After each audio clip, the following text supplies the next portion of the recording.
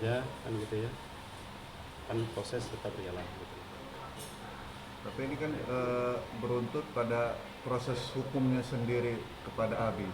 Mm-mm. Nah, artinya upaya apa sih yang Abi bakal tempuh atau jalani gitu? Jadi gini, kalau sesuatu yang dituduhkan itu tidak ada bukti ya, tidak ada saksi, ya tentu kita akan menempuh jalur hukum, pasti. Gitu. Abi sendiri mengenal sosok Siska nggak sih? Siska? Iya. Enggak. Karena menurut dari pihak sana, Abi sendiri mengenal dan tahu rumah Siska. Ya gini, kalau masalah alamat ya, tanya sama lawyer saya, ya kan? Karena lawyer yang tahu ya gitu ya, yang bagaimana caranya lawyer yang tahu. Kalau saya nggak tahu. Tapi untuk benar gak sih adanya jual beli rumah itu sendiri? Nggak ada, Hmm, nggak ada. ini Abi bantah ya? Nggak ada jual beli rumah. Karena saya bukan bisnisnya bukan jual beli rumah. Soalnya ada kemarin menurut lawyernya sendiri ada perjanjian di situ masalah bisnis. Abi menjanjikan untuk membeli sebuah rumah.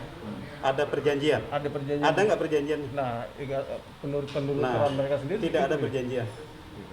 Ya, tidak ada perjanjian. Oke, terkait masalah adanya pelecehan seksual sendiri seperti apa Bi, yang dilakukan oleh Abi terhadap S, dugaannya begitu dari dia seperti apa Bi? Saya membantah keras masalah itu, dan itu fitnah.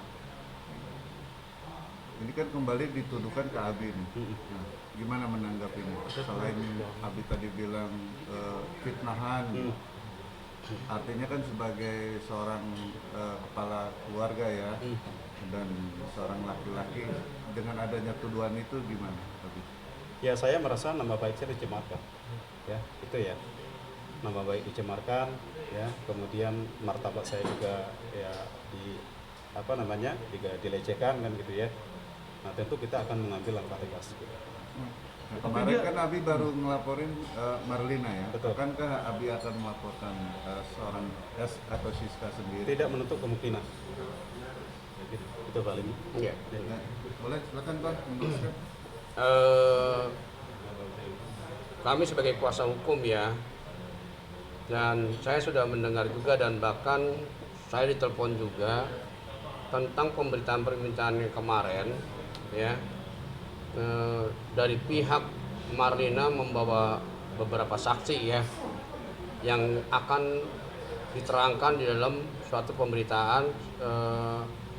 Di dalam pemberitaannya itu ya, kita kan tidak tahu nih apakah saksi itu memang benar yang mendengar dan mengetahui yang sebenar-benarnya bahwa dia telah mengalami. Di dalam pengertiannya itu saksi yang faktanya itu saksi yang mengetahui. Kalau dia cuma hanya saksi bersaksi, nanti dampaknya saksi itu akan jadi masalah bumerang bagi yang memberi keterangan bohong ya. Sebab di dalam BAP ini ya, polisi akan bertanya, menggali pertanyaan-pertanyaan sehingga bahwa dia mengetahui tidak, dan kemudian taunya dari mana, batas hubungannya seperti apa, kan seperti itu. Nah, kalau dia menghadirkan hanya saksi, terus kemudian ketika diperiksa ya, dia membuat suatu karya yang indah, terus membuat suatu bahwa seolah itu dia teman dekatnya, tapi setelah nanti diketahui ya bahwa itu cuman hanya rekayasa, itu saksi akan berdampak terhadap perilakunya. Terus kemudian juga kami sebagai kuasa hukum nggak akan berdiam, tetap pada prinsipnya kita akan menelusuri terhadap apa yang diberikan keterangan-keterangan itu, apakah keterangan itu sudah benar, dan keterangan itu juga akan didasari dari fakta-fakta hukum dan bukti-buktinya ya. Nah, nggak sembarangan dia datang ke Polda seolah-olah menjadi pahlawan kesiangan. Saya mau jadi saksi, saya menjadi saksi. Saksinya apa? Kalau dia nggak tahu, saksinya yang gimana? Kan nggak seperti itu kan. Nah, makanya kemarin saya juga ada lihat berteleponan dengan ayah Hakim Malik, ya, bahwa ada beberapa saksi itu diminta keterangan. Kemudian diberitakan juga, dan saya melihat juga langsung tayangan-tayangan itu, ya. Ya itu silakan saja, nggak ada masalah. Kita nggak ada keberatan. Yang penting sepanjang prosedurnya dilalui dan proses hukumnya dengan benar, silakan. Dan kami sebagai kuasa hukum juga, ya, akan melihat. Dan sebenarnya perkara ini sebenarnya simpel. Kalau bergulir terus akan menjadi pencitraan masyarakat tidak baik, ya. Siapa yang melihat daripada yang membuat kegaduhan ini? Sebenarnya kami ini melapor jelas bahwa tuduhannya keras, dan apa yang dituduhkan itu terhadap ayah Hakim Malik sudah dibantah kan? Betul kan? Nah, kalau ini bergulir terus, ya silakan saja, nggak ada masalah. Pintu terbuka juga kan dari pihak kepolisian, pengadilan, kan seperti itu. Nah, kemarin juga saya lihat juga ya pengacaranya. Yang sebenarnya kami ini mensomasi, ya, saudara CS. Itu tidak perlu diketahui dari mana alamatnya dan siapa yang memberinya, tidak perlu. Yang penting somasi saya itu nyampe pada alamat yang bersangkutan, dan dia mau jawab dan tidak mau jawab itu tergantung pada haknya. Kami sebagai kuasa hukum berhak untuk melayangkan dugaan tindak pidana perbuatan pencemaran nama baik dan fitnah. Nah, kalau dia mau jawab, ya enggak. Kalau dia nggak mau jawab juga haknya dia. Tetapi di sini seorang lawyer, kemarin saya lihat somasi saya itu diperlihatkan. Bukan diperlihatkan, dia jawab bahwa kantor itu pertanyaan-pertanyaan yang saya layangkan, bukan ditayangkan. Memangnya somasi saya mau pajangan?